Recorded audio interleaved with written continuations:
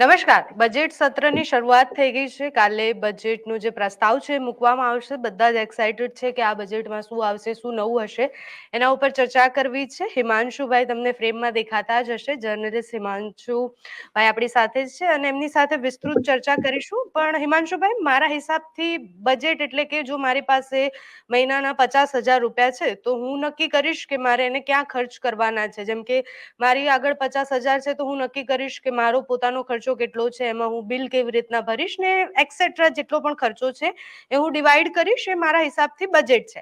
પણ ઘર નાનું છે તો એના માટે આવી રીતના બજેટ બનાવવામાં આવે. દેશ મોટો છે, દેશમાં લાખો કરોડો રૂપિયાનું બજેટ હોય છે અને એ બજેટ સમજવું છે આખું, અને વિસ્તારથી એને સમજીશું. પણ આ બજેટ મેનેજ સરકારો કઈ રીતના કરે છે, પૈસા ક્યાંથી આવે છે, એ પૈસા આપણા ટેક્સના જ હોય છે. કારણ કે આપણે રોડ પર જઈએ છીએ, આપણે ટ્રેનમાં બેસીએ છીએ, બધા જ પૈસા આપણા ટેક્સના જ છે. પીએમ કે પછી નાણામંત્રી ક્યાંય નોકરી કરવા નથી જતા, એટલે એ પૈસા આપણા ટેક્સના જ છે.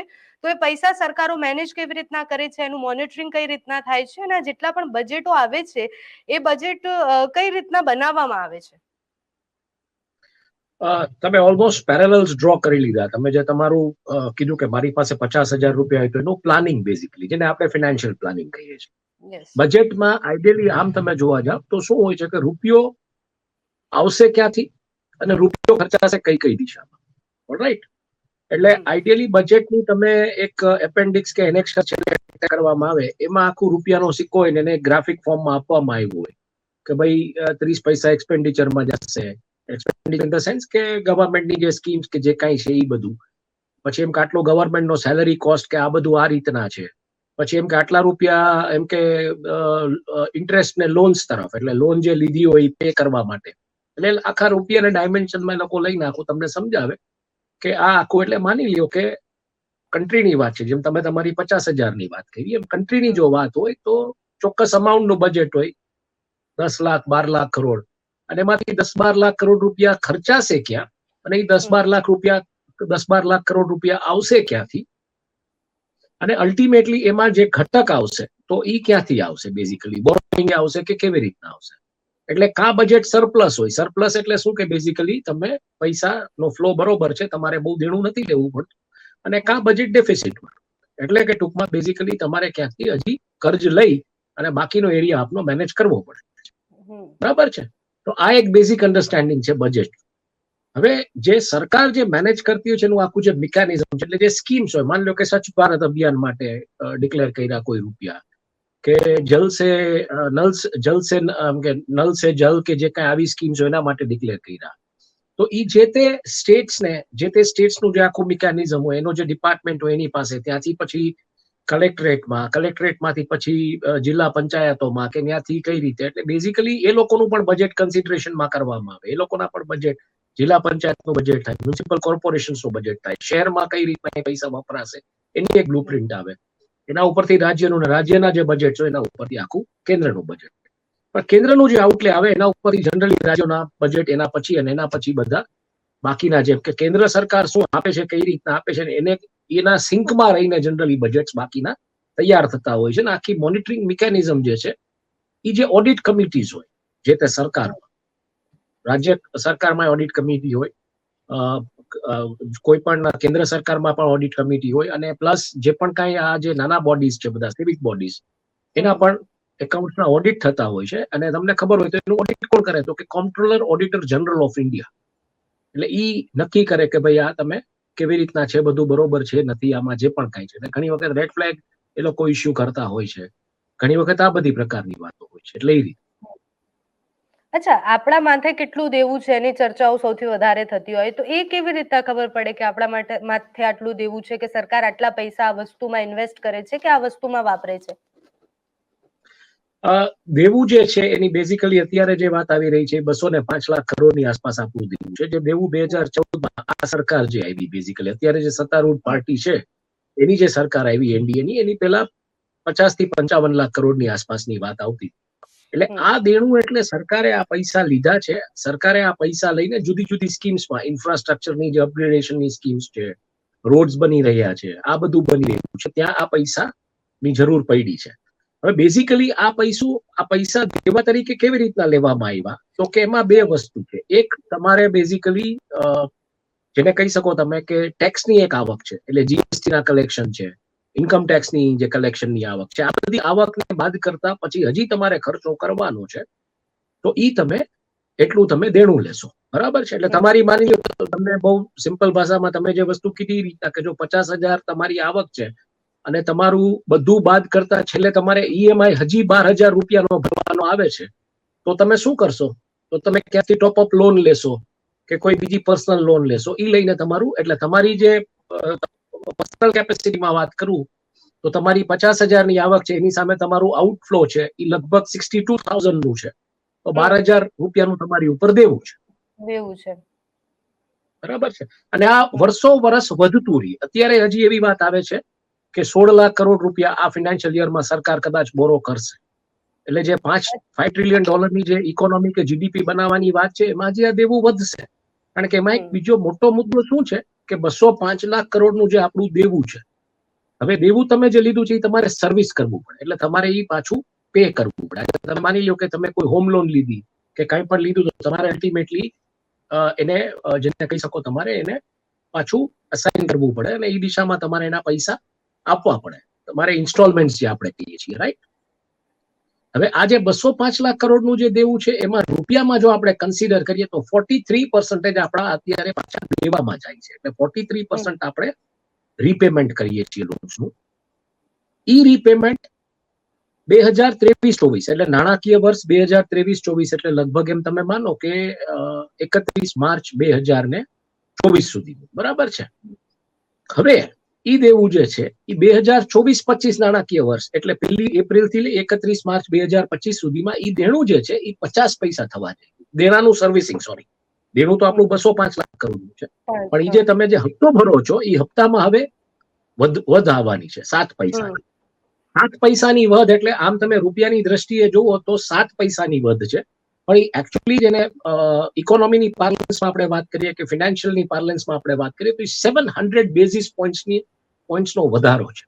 હવે આ 700 બેઝિસ પોઈન્ટનો જે વધારો છે એ ઓલમોસ્ટ જે તમે દેવું ચૂકવી રહ્યા હતા 43 પૈસાનું, એમાં 7 પૈસા ઉમેરાશે, એટલે લગભગ 16 થી 17% તમારી દેવા ઉપર જે દેવું તમે લીધું છે એમાં તમારે રીપેમેન્ટમાં 16 થી 17% વધારો આવી રહ્યો છે. એટલે આમાં પછી સરકાર વધારે દેણું કરે અથવા ટેક્સીસ ક્યાંકથી વધારે ઉઘરાવે અને એ દિશામાં બધું જાય. પણ આપણું જે બજેટ કાલે જે રજૂ થવાનું છે ઓન એકાઉન્ટ બજેટ છે. ઓન એકાઉન્ટ એટલે કે ચૂંટણી પહેલાનું જે બજેટ છે એટલે એ ઓન એકાઉન્ટ બજેટ હોય. પછી જે સરકારો આવે એ બજેટને કન્સિડર કરે અને એના ઉપરથી પછી પાછું એક ફાઇનલ બ્લુ પ્રિન્ટ વાળું બજેટ જૂન-જુલાઈ મહિનામાં એક વાર સરકાર આવી ગયા પછી આપવામાં આવે. એટલે અત્યારે જે બજેટ આપવામાં આવશે એમાં આ બધી વસ્તુ કન્સિડર કરવામાં આવશે, પણ અત્યારનું જે બજેટ છે 2024ની ચૂંટણીને ધ્યાનમાં લઈ અને લોકભોગ્ય બજેટ હોય એવી એક સંભાવના અત્યારે દેખાય. હવે એમાં સરકાર શું કરશે? એમાં સરકાર શું કરશે? એમાં બે પરિસ્થિતિ સંભવ છે કે ગઠબંધનની જે રાજનીતિ છે I.N.D.I.A. જેના જે મુદ્દાઓ છે બેરોજગારી, મોંઘવારી અને ભ્રષ્ટાચાર, એની સામે સરકાર શું બેઝિકલી એન્ટીડોટ આપે છે? બેરોજગારોને કોઈ પ્રકારનું ભથ્થું આપવાની જાહેરાત કરે છે, કારણ કે જાહેરાત કરશે, જાહેરાતની અમલવારી તો અત્યારે નહીં કરી શકે, જાહેરાતની અમલવારી તો ઓબ્વિયસલી પછી જ થશે. બરોબર છે.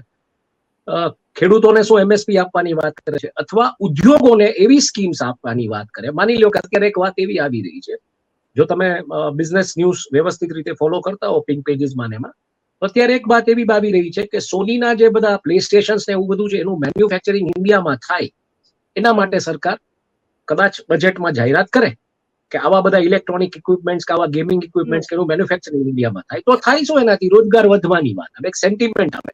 સોની જેવી કંપની ભારતમાં ઇન્વેસ્ટ કરે, એટલે આ બધી એક પોસિબિલિટીઝ છે. કાં ડાયરેક્ટ સ્કીમ્સ આવે, કાં કોઈ એવી સ્કીમ્સ આવે જેમાં ઉદ્યોગપતિઓને ફાયદો હોય, ઉદ્યોગપતિઓ અલ્ટિમેટલી રોજગાર ક્રિએટ કરે. એટલે ક્યાંક ને ક્યાંક ઇનડાયરેક્ટલી જે મુદ્દો છે ઇન્ડિયાનો, ગઠબંધનના જે 3 મુખ્ય મુદ્દાઓ છે એના ઉપરની વાત આવી.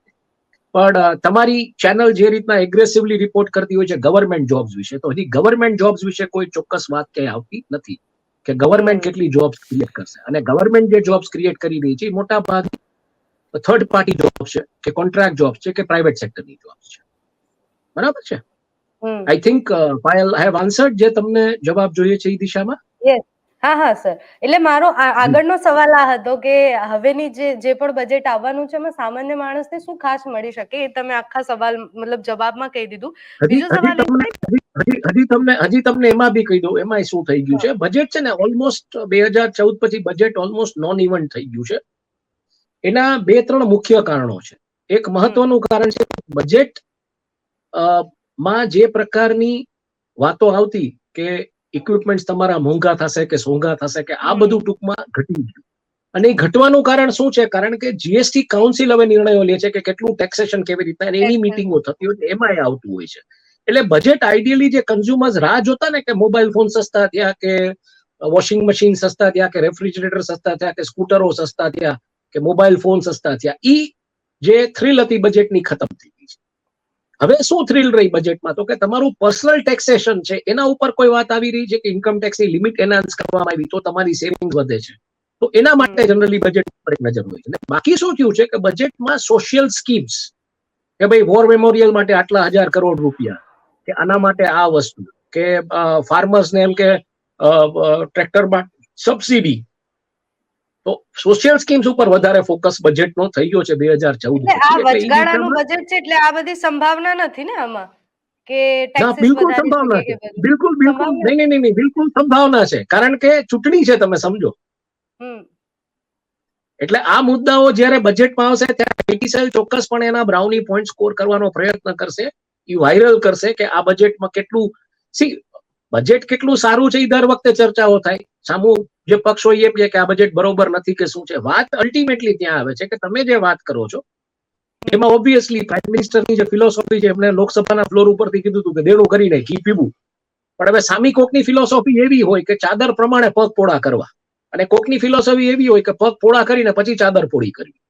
તો આ જે ફિલોસોફીની જે ડિબેટ થાય છે એ પોલિટિકલ ડિબેટ થાય છે. એના પોલિટિકલ બ્રાઉની પોઈન્ટ્સ બંને પાર્ટીઓ સ્કોર કરવાનો પ્રયત્ન કરતી હોય છે અને એ દિશામાં બધું જતું હોય છે.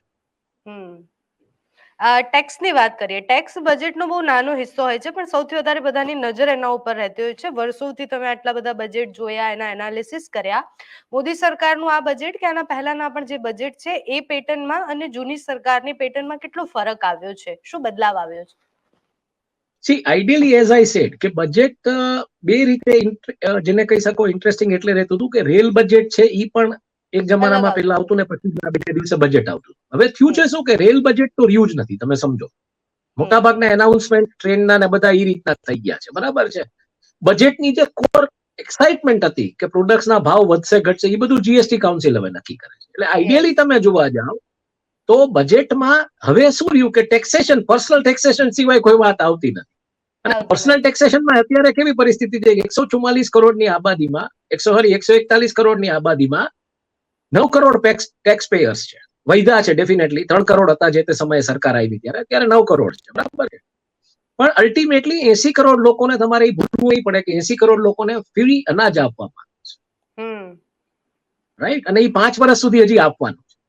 એટલે એ દિશામાં તમે જોવા જાવ તો એઝ આઈ સેડ કે આ બજેટમાં આવી બધી સ્કીમ્સ, વોર મેમોરિયલ માટેના પૈસા કે મેટ્રો પ્રોજેક્ટ ટ્રેન્સ માટેના પૈસા કે ખેડૂતોને ટ્રેક્ટર લેવા માટેની સબસિડી કે આવી બધી જાહેરાતો. બેઝિકલી હેલ્થ આટલા કોરોના પછીનું બજેટ તમે જુઓ તો એ દિશામાં હતું કે હેલ્થ ઉપર કેટલો ફોકસ, એમ કે બજેટનો ફોકસ હેલ્થ ઉપરનો. તો આ બધું જનરલી જેને કહી શકાય કે એડ્રેસ કરવામાં આવતું હોય છે. એટલે આમ તમે જોવા જાવ તો બજેટની થ્રિલ, બજેટની એક્સાઇટમેન્ટ ખતમ થઈ ગઈ છે રાધર. કારણ કે સોશિયલ સ્કીમ્સમાં કોને રસ હોય? સોશિયલ સ્કીમ જે ડિક્લેર થાય એમાં બિઝનેસ હાઉસીસને રસ હોય. માની લો કે ટ્રેક્ટરની સબસિડી સરકાર વધારવાની વાત કરે તો ઓબ્વિયસલી ટ્રેક્ટર મેન્યુફેક્ચરર્સ માટે સારી વસ્તુ છે. તમે તરત જોશો તો જે કંપનીઓ ટ્રેક્ટર્સ મેન્યુફેક્ચર કરતી હોય એના શેરના ભાવમાં તરત ઉછાળો આવે સ્ટોક માર્કેટમાં. કારણ કે સેન્ટિમેન્ટલી વસ્તુ સારી લાગે. પછી એની બ્લુ પ્રિન્ટ સ્ટડી કરો પછી ખબર પડે કે આમાં ભંગાણા કે આમાં કમાણા. એના જેવી વાત છે. એટલે સેન્ટિમેન્ટ, એટલે સ્ટોક માર્કેટ આ બધું શું છે? સેન્ટિમેન્ટ ઉપર ચાલતું હોય છે. Buy on rumour, sell on news. એટલે રૂમર કરતા ન્યૂઝ ઈ છે કે ભાઈ આ થવાનું છે એટલે પછી શેરના ભાવ વધે ને આ બધું થાય બેઝિકલી.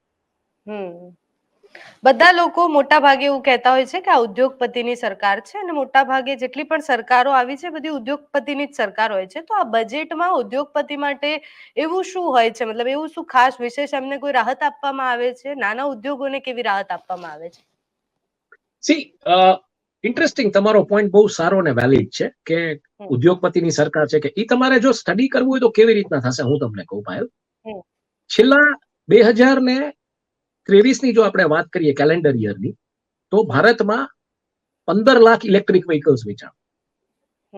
હવે ભારતમાં જે 15 લાખ ઇલેક્ટ્રિક વ્હીકલ્સ વેચાણા એમાંથી લગભગ 8.5 લાખ વ્હીકલ્સ જે છે એ ટુ વ્હીલર્સ હતા. અને એમાં પણ મેજોરિટી શેર 3 કંપનીનો છે, ઓલા, ટીવીએસ અને અથેર. ઓલરાઈટ. હવે થયું છે શું કે સરકારે ત્યારે જે તે સમયે આની સ્કીમ ડિક્લેર કરી હતી કે 40% સબસિડી અમે આપશું. પછી સબસિડી ઘટાડી જૂન મહિનામાં ઓલમોસ્ટ એની સબસિડી ઘટાડીને 15% કરી દેવા, 25% સબસિડી ઘટાડવામાં આવી. હવે આઈડિયલી જયારે આ સ્કીમ ડિક્લેર કરવામાં આવી હતી ત્યારે એ ડેફિનેટલી એ બધી કંપનીઝ પોતાના આઉટલે આપ્યા, પોતાના પ્રોજેક્શન્સ આપ્યા, પોતે એ દિશામાં આગળ વધ્યા, મેન્યુફેક્ચરિંગ કર્યું, તો આજે ભારતમાં 8.5 લાખ ટુ વ્હીલર્સ વેચાણા જે ઇલેક્ટ્રિક છે ઇન નેચર. અચ્છા, હવે તમે આનું બીજું સંદર્ભ સમજવાનો પ્રયત્ન કરો કે જે રીતના સ્ટાર્ટઅપ ઇકોસિસ્ટમ માટે જે સરકારે કર્યું છે કે જે પ્રકારની કંપની થઈ છે માર્કેટ ઉપર.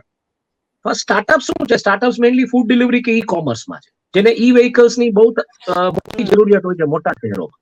અને આ ઈ વ્હીકલ્સ જે કેવા હોય છે, આ એક પ્રકારની ફ્લીટ હોય છે કે માની લો કે તમારા 50 ઈ વ્હીકલ્સ માર્કેટમાં છે તો ઓન રોડ જે ફરતા હોય છે એના ઉપર એનો પ્રોફિટ ડિસાઇડ થતો હોય છે કે આ કેટલું મૂવ થાય છે, રાઈટ? ફૂડ ડિલિવરી હોય કે આ કોઈ ઈ કોમર્સ કે કોઈ પણ બિઝનેસ હોય.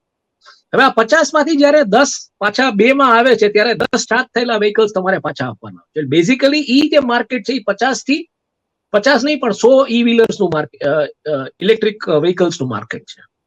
પણ આને સંલગ્ન જયારે સ્કીમ્સ આપવામાં આવી હોય, સોશિયલ એનું કંઈક ડિક્લેર કરવામાં આવ્યું હોય કે સ્ટાર્ટઅપને આટલું રિયાય આપવામાં આવશે કે આટલો ટેક્સ બેનિફિટ કે બીજું કે ત્રીજું, તો ઈ દિશામાં લોકો જઈને આગળ. એટલે ઈવી મેં એક એક્ઝામ્પલ આપી, આવી ઘણી બધી એક્ઝામ્પલ. બેઝિકલી જે સોશિયલ સ્કીમ્સ હોય છે, સબસિડીઝ ગવર્મેન્ટની હોય છે, એ કયા પ્રકારનું કન્ઝમ્પશન ટ્રિગર કરે એના ઉપર સૌથી મોટો મદાર હોય છે. આ વાત થઈ બિઝનેસ, બરાબર છે. પણ તમારે ખરેખર જયારે 205 લાખ કરોડનું દેવું છે ત્યારે તમારે સૌથી મોટો એરિયા જે એડ્રેસ કરવો પડશે એ જોબ્સનો છે. તમે જો જોબ ક્રિએટ નહીં કરો તો તમારા હાથમાં, લોકોના હાથમાં ડિસ્પોઝેબલ ઇન્કમ નહીં આવે. ગવર્મેન્ટે જ મોટું જોબ ક્રિએટર બનવું પડશે. લોકો એમ કહે છે કે ગવર્મેન્ટ જોબ ક્રિએટર નહીં બને, પણ હું બહુ સ્પષ્ટપણે માનું છું કે ગવર્મેન્ટે જ મોટામાં મોટું જોબ ક્રિએટર બનવું પડશે આ દેશની અંદર. કારણ કે ગવર્મેન્ટથી વધારે પૈસા કોઈની પાસે નથી. ભારતની મોટામાં મોટી કંપની તમે જો જોવા જાવ અત્યારે અદાણી અંબાણી ગ્રુપમાં તમે જોવા જાવ તો જ્યાં સુધી અદાણી ગ્રુપ ઉપર નહોતું આવ્યું ત્યાં સુધી ભારતની મોટામાં મોટી કંપની રિલાયન્સ ઇન્ડસ્ટ્રીઝનો જે વાર્ષિક ટર્નઓવર છે એ 9.80 લાખ કરોડ, એટલે કે 10 લાખ કરોડ. જ્યારે એનો નફો છે એ 67,000 કરોડ. જ્યારે ભારત સરકારનું ખાલી જીએસટી નું કલેક્શન આખા વર્ષનું 18 લાખ કરોડ થાય છે.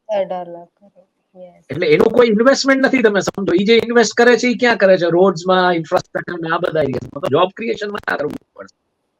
તો જોબ ક્રિએશન થશે તો આ થશે, તો તમારી કન્ઝમ્પશન થિયરી આખી બિલ્ટઅપ થશે, તમારું કન્ઝ્યુમર બેઝ બિલ્ટઅપ થશે, તમારા આવા લોકો ઈ વ્હીકલ્સ બીજું ત્રીજું લેવા વાળો વર્ગ વધશે. અને મોટામાં મોટી વસ્તુ પાયલ આપણે અર્થતંત્રમાં શું જોઈ નોટબંધી વખતે, લોકોના ખિસ્સામાં પૈસા નહોતા એટલે કન્ઝમ્પશન ડાઉન. લોકોના બેંકમાં પૈસા હતા પણ લિમિટેડ રીતે ઉપાડી શકતા હતા, નોટ્સ અવેલેબલ નહોતી. એટલે એક પ્રકારનો આપણે જેને કહી શકાય કે કૃત્રિમ મંદી જોઈ, સપ્રેસ્ડ કાઇન્ડ ઓફ ડિપ્રેશન આપણે જોયું. ત્યારબાદ જીએસટીમાં છાસવારે અમલવારીમાં જે પ્રકારે ફેરફારો, ટેક્સની ક્લેરિટીનો, એટલે ક્યાંક ડિમાન્ડમાં ડાઉન આવી. કોરોના સમયે માત્ર આપણે ડિમાન્ડ જોઈ ફૂડ અને હેલ્થના કન્ઝ્યુમેબલ્સમાં, બાકી કોઈ એરિયાઝમાં આપણી ડિમાન્ડ ના. કોરોના ગયા પછી ડિમાન્ડ પિકઅપ થઈ ટુરિઝમમાં ને એમાં. ભારત એવો દેશ છે, ભારત પાસે લકીલી આટલા બધા ફેસ્ટિવલ્સ છે, ભારત પાસે આટલા બધા ધાર્મિક શહેરો છે જ્યાં આટલી ધજાઓ થાય છે, આટલા મનોરથો થાય છે, ભાગવત સપ્તાહો થાય છે. આજે રામ મંદિરની જે વાત આવી છે અયોધ્યાની, કે કેટલું મોટું એનું ટુરિઝમ પોટેન્શિયલ છે. તો ભારતની ઇકોનોમી એના કન્ઝમ્પશન ઉપર આધારિત છે. અને કન્ઝમ્પશન ક્યારે થઈ શકશે? 80 કરોડ લોકોને તમે 5 વર્ષ માટે મફત અનાજ આપશો તો એ કન્ઝ્યુમ કરશે, અથવા તો તમે ખરેખર જોબ ક્રિએશનમાં જશો અને 40 કરોડ લોકોને બીજાને નોકરી આપશો તો એ કન્ઝમ્પશન થશે. એ બહુ મોટો ડિબેટ છે. અને બીજું એક વાત એ આવે છે કે જે ઇન્ફ્રાસ્ટ્રક્ચરમાં સરકાર સ્પેન્ડ કરી રહી છે એ અત્યારેની જરૂરિયાત છે. કારણ કે જયારે ભારત સ્વતંત્ર દેશ થયો ત્યારે વોટરવેઝના પ્રોજેક્ટ માટે સરકારને 10,000 કરોડની જરૂર, પણ 10,000 કરોડ ત્યારે નહોતા. વોટરવેઝનો પ્રોજેક્ટ થયો નહીં. જો ત્યારે વોટરવેઝનો પ્રોજેક્ટ થયો તો કદાચ આપણું ઓઇલ અને ગેસનું જે બિલ છે અત્યારે, જે આપણે ઇમ્પોર્ટ કરીએ છીએ તેલ, એમાં કપાત આવી હોત. ઇન્ફ્રાસ્ટ્રક્ચર બૂસ્ટ થયું હોત, એમાંથી આપણે કમાતા થઈ ગયા હોત. આજે ઇન્ફ્રાસ્ટ્રક્ચરની વેલ્યુએશન લેક્સ કરોડ્સમાં થાય છે, પણ આજે તમે નહીં કરો તો એ કદાચ આગામી દિવસોમાં ટ્રિલિયન્સમાં જશે. એટલે આ સ્પેન્ડિંગ જે થઈ રહ્યું છે એક બીજું જરૂરિયાત જે બેઝિક ઇન્ફ્રાસ્ટ્રક્ચર અપગ્રેડ કરવાની વાત આવી, જે ચાઇનાએ ઓલરેડી કર્યું. ચાઇનામાં ઇકોનોમિક ક્રેશ આવવાનું કારણ જ છે કે બેઝિક ઇન્ફ્રાસ્ટ્રક્ચર એ લોકોએ અપગ્રેડ કર્યું, એ લોકોએ વધારે પડતું એક્સપોઝર રિયલ એસ્ટેટમાં કર્યું, અને ત્યારબાદ કોવિડને કારણે એ લોકોનું કન્ઝમ્પશન ડાઉન ગયું. એ લોકોનો શેર જે વર્લ્ડ ઇકોનોમીમાં છે 15 થી 16%, એટલે એ જે મેન્યુફેક્ચર કરે છે વર્લ્ડમાં ક્યાંય કન્ઝ્યુમ થવાનું ધીરે ધીરે તૂટ્યું, કારણ કે યુક્રેન રશિયાની વોર, હાસ અને ઇઝરાયલની જે કોન્ફ્લિક્ટ છે એ બધું, અને એને કારણે સી રૂટ્સમાં જે પ્રોબ્લેમ થયો, એને કારણે જે ઇન્સ્યોરન્સ અને ફ્રેટ, એટલે સી રૂટ જે તમારો નોર્મલ હતો એ તમારે હવે કેપ ઓફ ગુડ હોપ, એટલે કે ત્યાંથી આપણે આફ્રિકાથી થઈને આવવું પડે છે, એટલે તમારે એટલું ડીઝલ વધારે ભરવું પડે, એટલું ઇન્સ્યોરન્સ તમારી કોસ્ટ વધી જાય, એટલી ફ્રેટ કોસ્ટ વધી, એટલે ડિમાન્ડ ઓટોમેટિકલી ડાઉન થઈ ગઈ. ભારતની સ્થિતિ ફોર્ચ્યુનેટલી એવી છે કે આપણી ઇનવર્ડ ઇકોનોમી બહુ મોટી છે. આપણો વર્લ્ડ શેરમાં હિસ્સો 1.75% છે, જે ચાઇનાનો 15 થી 16% છે, એટલે આપણે એવી કોઈ ચિંતા નથી. પણ આ પરિસ્થિતિમાં આપણે, મારી દ્રષ્ટિએ, જો આગળ વધીએ સરસ રીતે અને લોકોને જોબ્સ આપીએ, જે આઈ મીન જમાવટનો એક કોર મુદ્દો રહે છે હંમેશા, ગવર્મેન્ટ જોબ, તો આઈ થિંક એ દિશામાં મને લાગે છે કે અર્થતંત્ર હજુ સ્ટ્રોંગ થઈ શકે છે. તમે આખું સમજાવ્યું ને, એમાં એક મુદ્દો મને તમે જે રીતના કીધું કે આપણે બહુ સરસ છે, આપણે અહીંયા તહેવારો બહુ સારી રીતના મનાવાય છે, આપણે ટુરિઝમ રીતના બી બહુ સારું છે. એના ઉપરથી એક વિષય યાદ આવ્યો કે આપણે જે ફ્લો કહેવાય પૈસાનો, એ માર્કેટમાં બહુ સારો છે. જેમ કે મારી પાસે લાખ છે તો હું કંઈક ખરીદીશ, એ પાછા આગળ વધશે, બીજું કોઈક એનાથી કંઈક ખરીદશે, એટલે જે લિક્વિડિટી એને કહી શકાય એ બહુ જ સરસ છે. તો એ આપણા માટે ફાયદો છે કે મતલબ એને દેશમાં કઈ રીતના એને તમે જોવો છો, આપણે ફાયદો છે? લિક્વિડિટી બહુ સરસ મુદ્દો છે. આમ તમે જોવા જાઓ મેક્રો ઇકોનોમિક્સની દ્રષ્ટિએ લિક્વિડિટીના હું તમને બે એક્ઝામ્પલ આપીશ. લિક્વિડિટી અત્યારે એક તરફ જોવા જાવ તો ડિમાન્ડ સપ્રેસ છે, પણ લિક્વિડિટી માર્કેટમાં છે. જે ઓર્ગેનાઇઝ સેક્ટરમાં નથી એને લિક્વિડિટીની સમસ્યા છે. Organise sector in the sense કે જે જીએસટી નેટમાં નથી, કે કમ્પ્યુટરાઇઝ જેના બિલિંગ્સ નથી, એને લિક્વિડિટીની સમસ્યા છે. એટલે એ કેટલુંક સસ્ટેન કરશે આ બિઝનેસ મોડલમાં કે આ બિઝનેસમાં, એ સમજવું થોડું અઘરું છે. જીએસટી ની લિમિટ છે 20 લાખ રૂપિયા ટર્નઓવર, એટલે 20 લાખ રૂપિયાના ટર્નઓવરમાં માની લો કોઈ કરિયાણાનો ધંધો કરતો હોય તો એ જીએસટી ની લિમિટમાં આવી શકે. 20 લાખ રૂપિયાનું ટર્નઓવર એટલે રોજનો 10,000 નું કાઉન્ટર જોઈએ તમારે. 240 દિવસ તમે વર્કિંગ કન્સિડર કરીને ચાલો, અથવા તો 300 દિવસ વર્કિંગ કન્સિડર કરીને ચાલો, તો 10,000 નું એટલે 30 લાખ નું ટર્નઓવર. હવે આમાં માર્જિન્સ કેટલા છે એ સમજવું પડે. માર્જિન્સ 2 થી 3% હોય તો કેવી રીતના સસ્ટેન કરશે? એટલે લિક્વિડિટી છે 10,000 રૂપિયા લેખે રોજની એના ગલ્લામાં લિક્વિડિટી છે, પણ એના હાથમાં કેટલો આવે, કેટલું ખર્ચી શકે છે, લિક્વિડિટી રિવર્સ કેટલી થાય છે સમજવું પડશે. અમેરિકામાં 2008 ની મંદી પછી સરકારોએ પંપ કર્યા પૈસા, સરકારોએ ડોલર પ્રિન્ટ કર્યા, કોઈ જાતનું જોયા વગર સરકારે એ પૈસા પ્રિન્ટ કરી રહ્યા, અને એ પરિસ્થિતિમાં સર્જાણું એવું કે સરકારને એમ હતું કે આ પૈસા જે અમે આપીએ છીએ એનાથી નવી જોબ્સ ક્રિએટ થશે, નવા કારખાનાઓ લાગશે, નવી સર્વિસ સેક્ટરમાં બધી વાતો આવશે. પણ બેલ આઉટ પેકેજીસ લેવા માટે લોકો પોતાના પ્રાઇવેટ જેટમાં એમાં પૈસા લઈ ગયા, સીઈઓસ કમાણા, સીઈઓસના પોતાના મેન્શન્સ ને વિલાસ હતા, પણ અલ્ટિમેટલી રૂપિયા જોબમાં કન્વર્ટ ના થયા, કે જોબ માર્કેટમાં ના લાગ્યા. એ રૂપિયા ઉલટાના પોતાના શેર ખરીદવામાં લાગ્યા, એટલે શેર બજાર તેજીમાં આવ્યું, લોકો શેરમાં ઇન્વેસ્ટ કરતા થયા, લોકો પાસે પૈસા એવા, ગવર્મેન્ટે જે પેકેજીસ આપ્યા એમાંથી લોકો શેરમાં પૈસા ઇન્વેસ્ટ કરતા થયા. આજે પરિસ્થિતિ છે, લોકોનું માનસ જુગારી થઈ ગયું છે, લોકો ડિજિટલ કરન્સી, ક્રિપ્ટો કરન્સી આ બધામાં રમી રહ્યા છે, પણ બેઝિકલી જોબ્સ નથી. એટલે એને નિંજા જનરેશન કહેવામાં આવે છે. અને નિંજા જનરેશન ભારતમાં પણ ધીરે ધીરે ઊભી થઈ રહી છે. What is ninja generation? No income, no job, no asset. એટલે લિક્વિડિટી એ બહુ એક એવો જુદો મુદ્દો છે જેના ઉપર ક્યારેક આપણે જુદેથી ચર્ચા કરશું. એટલે લિક્વિડિટી મેં તમને જેમ સમજાવ્યું, ગલ્લામાં 10,000 હોય, પણ ઘરે જો તમે એના 2% 10,000 એટલે કેટલા રૂપિયા થયા? 200 રૂપિયા. તો જે લેબર નો જે વેજીસ છે ઇન્ડિયામાં આજે 8 કલાકના, એના કરતા પણ ઓછું. 12 કલાક તમારી દુકાન ચાલુ હોય પ્રિસાઇઝલી. એટલે લિક્વિડિટી એવો મુદ્દો છે. લિક્વિડિટી આમ દેખાતી હોય પણ આમ ના દેખાતી. એ 200 રૂપિયામાંથી કેટલું ખર્ચે છે એ મહત્વનું. એટલે liquidity is a very volatile state. Liquidity સારી છે કન્ટ્રીમાં, કારણ કે જીએસટી ના આંકડાઓ કહી રહ્યા છે, ઓર્ગેનાઇઝ બધું થઈ રહ્યું છે, ડિજિટલ પેમેન્ટ્સ કહી રહ્યા છે, લિક્વિડિટી સારી છે, પણ કન્ઝ્યુમેબલ લિક્વિડિટી કેટલી છે, રિવર્સ લિક્વિડિટી કેટલી છે એ જોવું પડશે. અને એઝ આઈ સેડ, જે અમેરિકાએ કર્યું એ ભૂલ આપણે નહીં કરી શકીએ, કારણ કે અલ્ટિમેટલી આજે પરિસ્થિતિ ત્યાં થઈ કે ત્યારે ઇન્ટરેસ્ટના રેટ 0 હતા, કારણ કે લિક્વિડિટી ગવર્મેન્ટ પૈસા મફત આપી રહી હતી. પછી જયારે ઇન્ટરેસ્ટ રેટ વધાર્યા તો જે લોકોએ મફત પૈસા લઈને કામ કરવાનું ચાલુ કર્યું હતું એના શેર્સ ક્રેશ થયા, એની કંપનીમાં પ્રોબ્લેમ્સ ઉભા થયા, એના કારણે આઈટી સેક્ટરમાં ક્રાઇસિસ આવી, એના કારણે બેન્કિંગ સેક્ટરમાં ક્રાઇસિસ. એટલે આ બધું બહુ એક વિશિયસ સર્કલ હોય છે અને જિક્સો પઝલ જેવું હોય છે કે ક્યાંક એક તમે ટુકડો હટાવો કે ઘટાડો એટલે બીજી જગ્યાએ પ્રિસાઇઝ. આપણે તમે આ જવાબમાં શેર માર્કેટની વાત કરી તો એના ઉપર પણ મારો સવાલ હતો કે બજેટ આવે ને પછી શેર માર્કેટનું જે હોય છે, મતલબ જે પ્રકારે એની પ્રતિક્રિયા હોય છે, મોટા ભાગે બજેટ સારું હોય તો ઘણી બધી વાર શેર માર્કેટ પડી ભાંગતું હોય છે. તો એવું કેમ? શેર માર્કેટ નું આ રિએક્શન કેમ?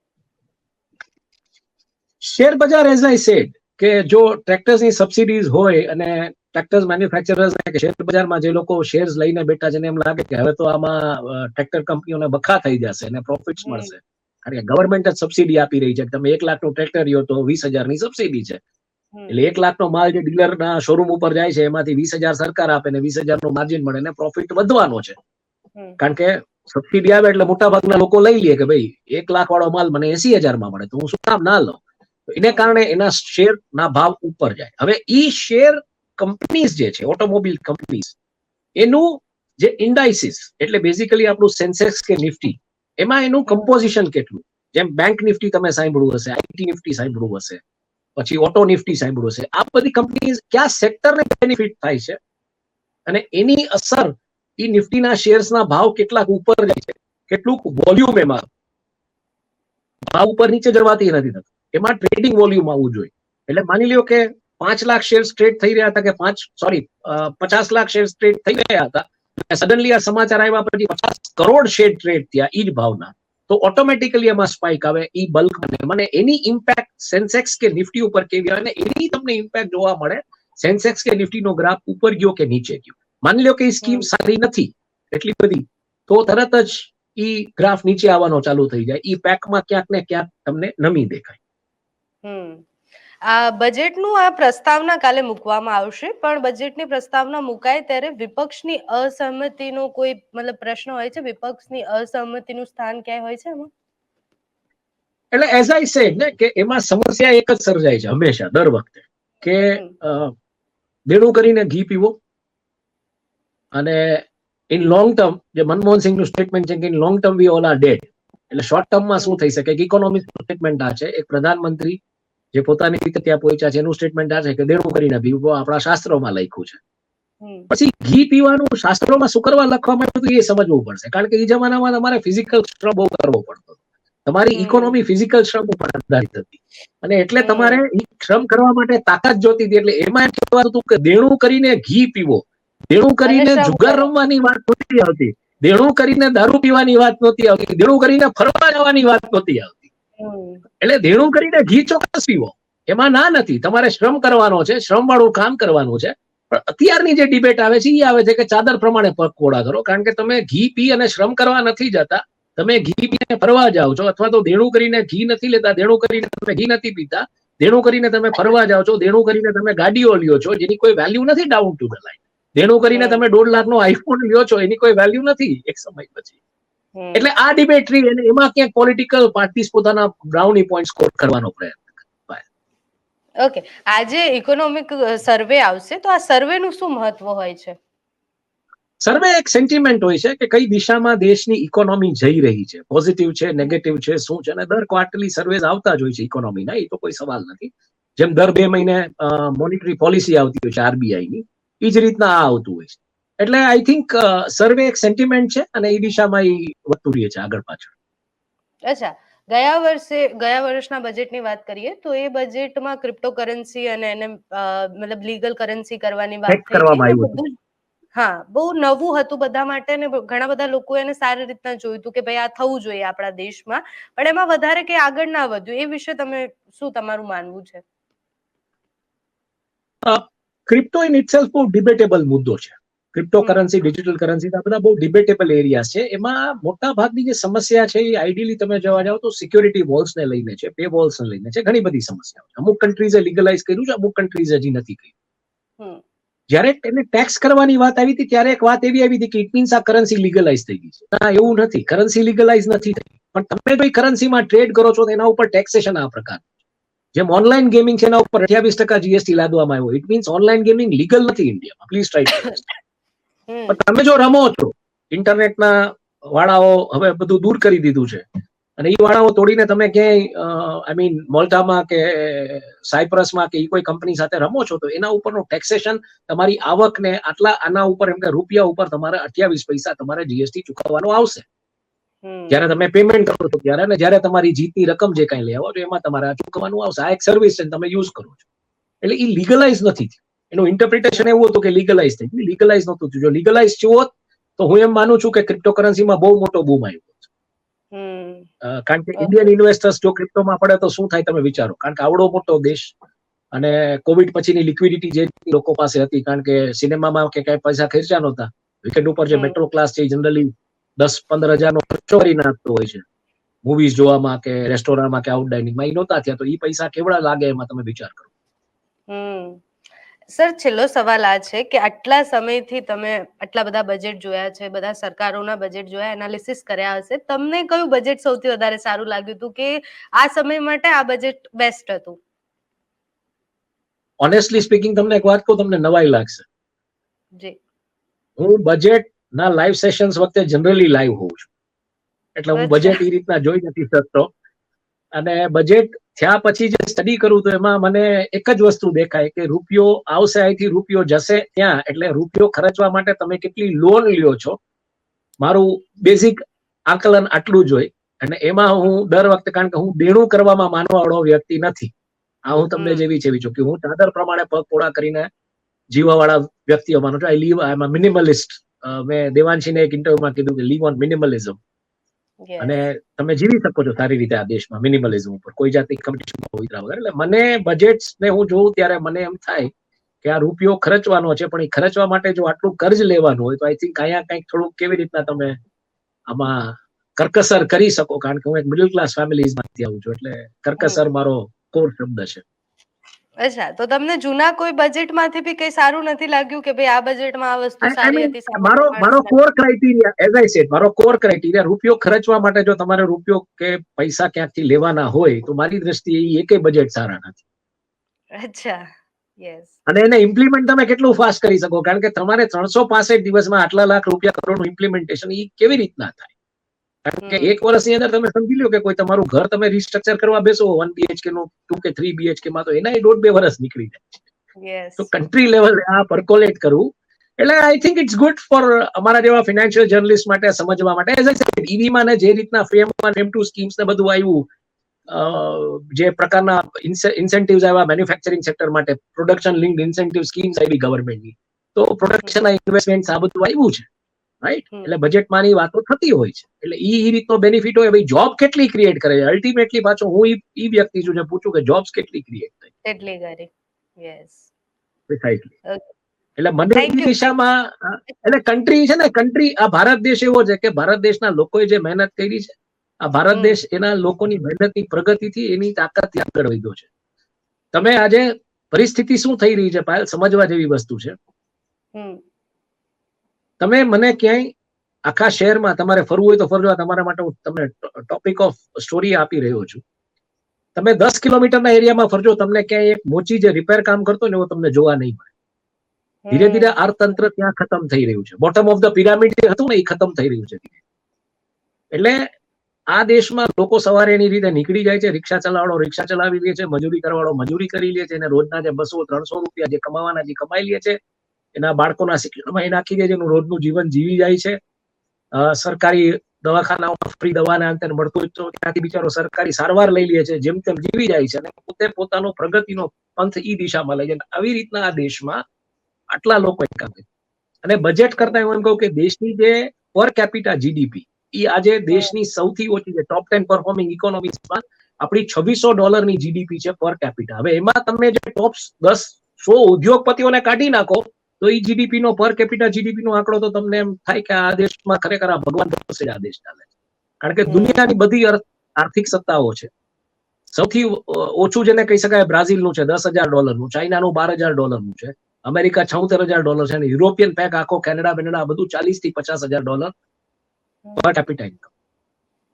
આપણે $2600 છે, એમાંથી એઝ આઈ સેડ ટોપ 100 તમે કાઢી નાખો તો તમને ચોક્કસ એમ થાય કે આ દેશ ભગવાન ભરોસે હાલે છે, એટલે બજેટ ક્યાંક ભગવાન જ આપણું નક્કી કરી રહ્યા છે. બરાબર છે સર.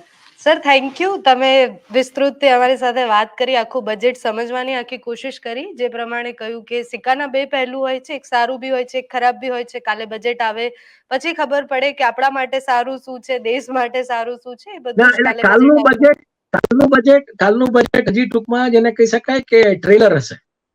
ટ્રેલર હશે. યસ. હા, જે યસ. કાલનું ટ્રેલરની બજેટ વાતો થશે, જે ટ્રેલરની વાતો થશે કે આ જોરદાર ફિલ્મ છે, પછી ફિલ્મ પહેલા દિવસે બોક્સ ઓફિસમાં કેટલું કલેક્શન આપે છે જોવા. હા. હા, એટલે રાઈટ. કાલે બજેટ આવે પછી બધું જ જોઈશું. પણ મોટા ભાગના લોકોને બજેટમાં ઇન્ટરેસ્ટ એટલે નથી હોતો કે રસ એટલે નથી હોતો, કારણ કે મોટા ભાગે લોકોને ખબર નથી હોતી, સમજ નથી હોતી કે બજેટ શું હોય છે, પૈસા ક્યાંથી આવે છે, કેમ ઇન્વેસ્ટ થાય છે, ક્યાં વપરાય છે, એનું મોનિટરિંગ શું થાય છે. તો આશા રાખું છું કે અમે આખી ચર્ચા તો કરી એટલા એમાં માટે લોકોનો એટલા રસ. માટે એટલા એટલા માટે થેન્ક્સ અ લોટ કે તમે એક અવેરનેસ ક્રિએટ કરી રહ્યા છો તમારા વ્યુઅર્સમાં. મેં આજે જ એક બ્લોગ લખ્યો છે કે વેપારનું પત્રકારત્વ કે પત્રકારત્વનો વેપાર, ચોઇસ ઇઝ ઓલવેઝ યોર્સ. એટલે તમે વેપારના પત્રકારત્વ ઉપર ફોકસ કર્યું છે, એ સારી વાત છે. યસ. એટલે ઓલ એટલે the best to you and team Jamawat and Devanshi, everybody. Thank you. Thank you, thank you. બસ આશા રાખીએ છીએ કે તમને આખી ચર્ચા પછી કંઈક આ વિડીયોથી તમે કંઈક લઈને જાઓ. તમે કાલે બજેટ આવે તો તમે એવું ના કહો કે અમને બજેટમાં કંઈ ખબર નથી પડતી, અમારે શું લેવા દેવા બજેટમાં. સામાન્ય માણસને હંમેશા એવું હોતું હોય છે કે અમારે શું, અમારો શું ફાયદો આમાં. બસ કાલે બજેટ આવે પછી આગળની ચર્ચા કરીશું. બજેટમાં શું ખાસ છે, આપણા જેવા લોકોને, સામાન્ય લોકોને શું ફાયદો છે, દેશને શું ફાયદો છે, બધી જ ચર્ચા કરીશું કાલે.